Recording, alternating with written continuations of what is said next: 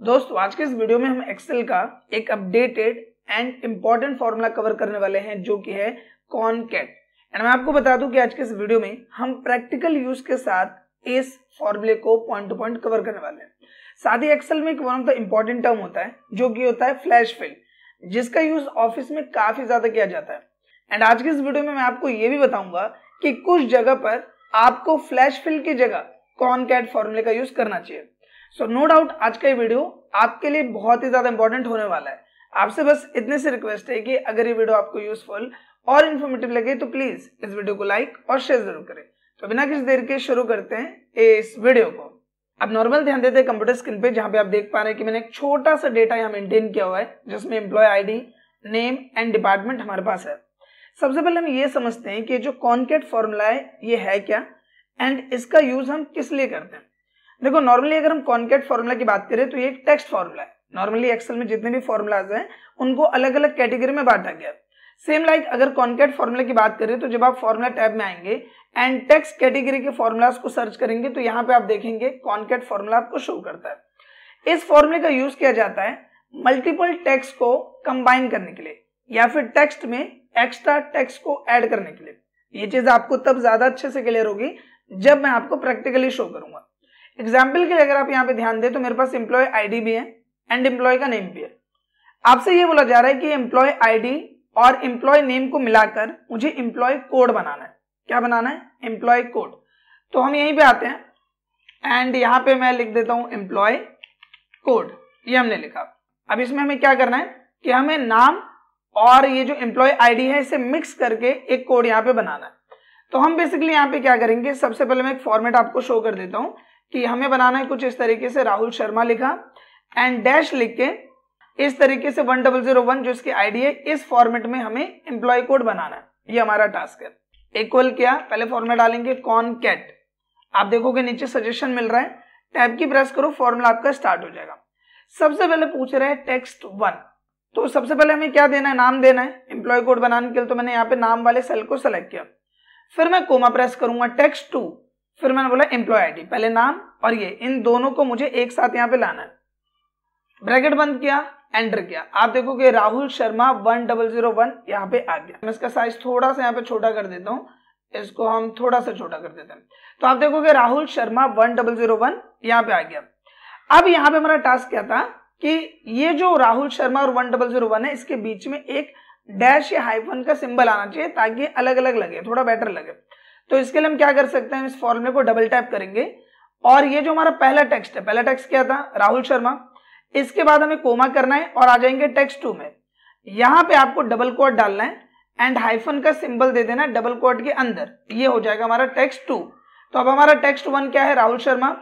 Text 2 में हमने डाल दिया हाइफन एंड टेक्स्ट 3 में डाल दी आईडी। एंटर करेंगे, आप देखोगे राहुल शर्मा 1001 इस तरीके से यहाँ पे आ गया, जो कि ऑन स्क्रीन आप यहाँ पे देख पा रहे हो। तो इस तरीके से आप कर सकते हो। आपसे ये बोला गया है कि एम्प्लॉय कोड बनाने के लिए हमें राहुल शर्मा भी लिखना है, 1001 भी लिखना है और हाइफन के साथ फाइनेंस भी आना चाहिए। ये होना चाहिए कोड। तो अब ये कैसे करेंगे? तो देखो दोबारा इसी फॉर्मूले को ओपन करो। हमने यहाँ पे टेक्स्ट 3 में क्या सिलेक्ट किया? 1001। कोमा करेंगे, फिर हाइफन देना है, तो डबल कोट्स के अंदर में हाइफन दे देंगे टेक्स्ट 4 में। फिर हमने कोमा किया एंड फाइनेंस को सेलेक्ट कर लेंगे एंड किया simply enter. Rahul Sharma 1001 finance. And जैसे ही हम यहाँ पे ड्रैग करेंगे ये यहाँ पे आ जाएगा, बाकी सभी लोगों का भी कुछ इस तरीके से। तो इस तरीके से जब हमारे पास मल्टीपल टेक्स्ट हो तो उन्हें कंबाइन करने के लिए हम यहाँ पे कॉनकैट फॉर्मूले का यूज करते हैं। आई होप कि जो इसका सबसे बेसिक यूज अभी हमने देखा वो आपको क्लियर हो गया होगा। आप में से काफी लोग के माइंड में आ रहा होगा कि ये तो फ्लैश फिल से भी हो जाएगा। बिल्कुल हो जाएगा, लेकिन अभी आप फर्क समझोगे कि यही काम अगर हम फ्लैश फिल से करें तो हमें किस दिक्कत का सामना करना पड़ता है। एग्जाम्पल के लिए हम यहीं पे आ जाते हैं एंड फ्लैश फिल का यूज करते हैं। तो मैं यहाँ सी पे आ जाता हूँ एंड यहाँ पर हम एक ब्लैंक कॉलम ले लेते हैं जिसमें हम फ्लैश फिल की मदद से ये काम करके देखते हैं। तो मैं यहाँ पे ऊपर ही लिख देता हूँ हेडिंग फ्लैश फिल इस तरीके से, और हम थोड़ा सा इसको बड़ा कर लेते हैं प्रैक्टिकल देखने के लिए। तो पहला काम क्या था कि पहले तो हमें लिखना है नाम, तो हमने लिखा राहुल शर्मा इस तरीके से, फिर देना हाइफन, फिर हमें यहाँ पे देनी है आईडी, तो मैंने लिखा 1001, फिर हाइफन देना है। उसके बाद यहाँ पे मुझे लिख देना है जो भी डिपार्टमेंट है फाइनेंस। ये तरीका होता है बेसिकली फ्लैश फिल का, एक का लिखो एंड बाकी सबका अपने आप आ जाएगा। तो नीचे तक हम यहाँ पे सेलेक्ट करते हैं एंड फ्लैश फिल का शॉर्टकट क्या है, कंट्रोल ई, ये हम प्रेस करते हैं। आप देखोगे जैसा मैंने यहाँ पे डेटा तैयार किया वैसे यहाँ पे भी हो गया, हमें इसमें कोई भी फॉर्मूला नहीं लिखना पड़ा, बस हमने यहाँ पे एक का जो पैटर्न है, मतलब कि पहले राहुल शर्मा ये जो भी चीज है वो हमने एक का कर दिया, नीचे तक सेलेक्ट करके कंट्रोल ई कर दिया, ये काम यहाँ पे हो गया। अब आप में से काफी लोग बोलेंगे फिर हम इसको क्यों यूज करें, हम तो फ्लैश फिल ही यूज करेंगे, ज्यादा फायदेमंद है। देखो मान लो आपसे बाद में बोला गया कि यहाँ पे जो नेहा सिंह है ये नेहा सिंह नहीं है, ये नेहा कुमारी है या नेहा त्यागी है, सपोज ऐसा कोई अपडेट आया, तो हमने बाद में क्या करा, हम इसको यहाँ पे आते हैं एंड मैं यहाँ पे इसको चेंज कर देता हूँ, तो मैं यहाँ पे लिख देता हूँ नेहा त्यागी, मैं एंटर करता हूँ। अब जैसे मैं यहाँ पे नेहा त्यागी को चेंज करता हूँ एंड एंटर किया, आप देखोगे फ्लैश फिल वाले ब्लॉक में यहाँ पे कोई भी चेंज नहीं हुआ, आप देखोगे ये अभी भी नेहा सिंह ही है। लेकिन अगर आप कॉनकैट वाले सेक्शन में नोटिस करो तो आप यहाँ देखोगे कि ये नेहा त्यागी हो गया, ये चेंज हो गया।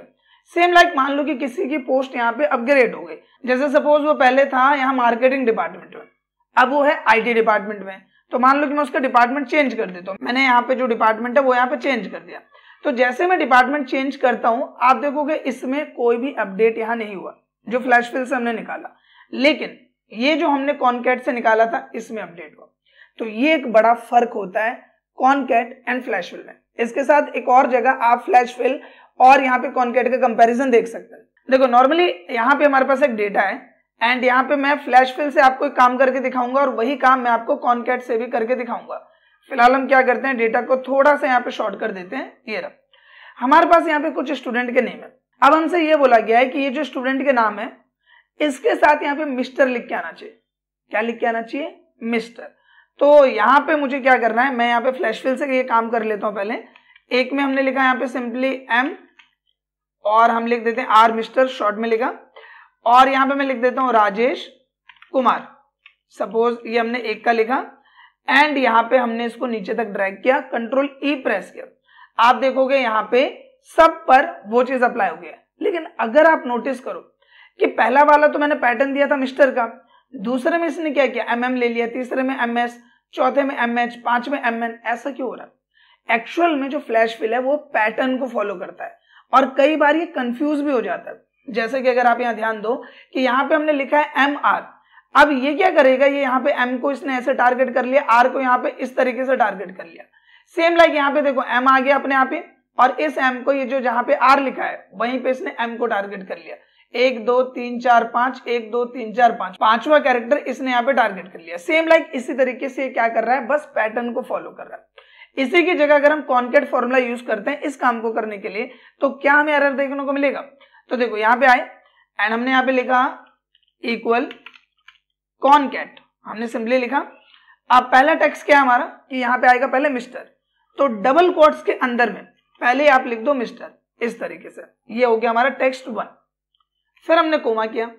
इसके बाद हमें क्या करना है, राजेश कुमार को यहाँ पे सिलेक्ट कर लेना है, टेक्स्ट 2 में ब्रैकेट बंद करना है, प्रेस करना है एंटर। आप देखोगे mister Rajesh Kumar and simply अगर मैं इसको ड्रैग कर दूं तो सबका यहाँ पे आ गया मिस्टर महेश कुमार, मिस्टर सुरेश कुमार, हर्ष कुमार। आप में से काफी लोग कह रहे होंगे कि थोड़ा स्पेस होना चाहिए, तो कुछ नहीं करना, बस इसमें जाओ एंड ये जो MR डॉट है इसके आगे एक स्पेस प्रेस कर दो, एंटर कर दो एंड आप देखोगे कि अब थोड़ा सा स्पेस भी यहाँ पे आ रहा है। तो जहां पे हम देखते हैं कि फ्लैश फिल पैटर्न को फॉलो कर रहा है, वहीं पे कनकैटिनेट फॉर्मूला क्या करता है, बिल्कुल एक फॉर्मूला के बिहाफ पर एक एक्यूरेट आंसर आपको प्रोवाइड करता है। ये पैटर्न फॉलो नहीं करता, ये फॉर्मूला फॉलो करता है। और कॉनकैट का यूज हम क्या देख रहे हैं, अगर हमें टेक्स्ट को, मल्टीपल टेक्स्ट को कंबाइन करना है बेस्ड ऑन डिफरेंट फॉर्मेट, चाहे हमें हाइफन लगा के, स्पेस लगाकर, या उसके साथ कोई नरेशन देना है, जैसे हमने मिस्टर लिखा, आप पूरा का पूरा सेंटेंस भी लिख सकते हो, तो डबल कोट के अंदर वो लिख के आप इस तरीके से रिप्रेजेंट कर सकते हो। एंड फ्लैश फिल में ऐसा नहीं है कि हम ये काम नहीं कर सकते। आपको एरर देखने को मिला दूसरे में जाके, बस आप इसको भी ये कर दो, तब इसका कंफ्यूजन क्लियर हो जाएगा एंड एंटर करोगे।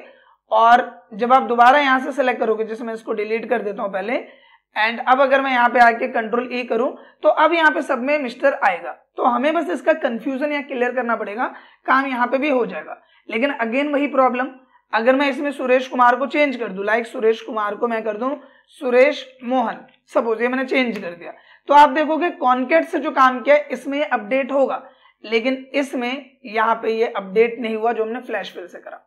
तो इससे हमें क्या समझ में आता है कि अगर कोई डेटा आपके पास ऐसा है, जैसे हमारे पास राजेश कुमार को हमने चेंज करके मिस्टर बना लिया, अब हमें पुराना वाला डिलीट करके इस नए वाले को लगाना है, तो पुराने वाले के होने से कोई फर्क तो यहाँ पे नहीं पड़ा।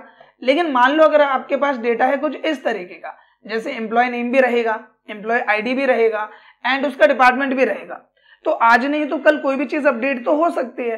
तो अगर कोई डेटा अपडेट होता है और ये डेटा भी यहाँ पे रहेगा, तो इसके भी पे जो नया डेटा बना है तो उसके लिए आपको कॉनकैट फॉर्मूला यूज करना चाहिए, न कि फ्लैश फिल।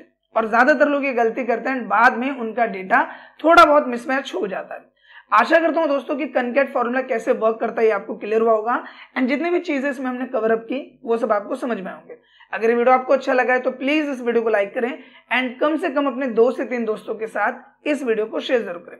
साथ ही आप सबके लिए गुड न्यूज है कि हमारे चैनल पे मेंबरशिप इनेबल हो गई है एंड अगर आप एक्सेल का course series wise pattern wise proper way में करना चाहते हैं तो आप मेंबरशिप ज्वाइन करके एक्सेल का कोर्स ग्रैब कर सकते हैं।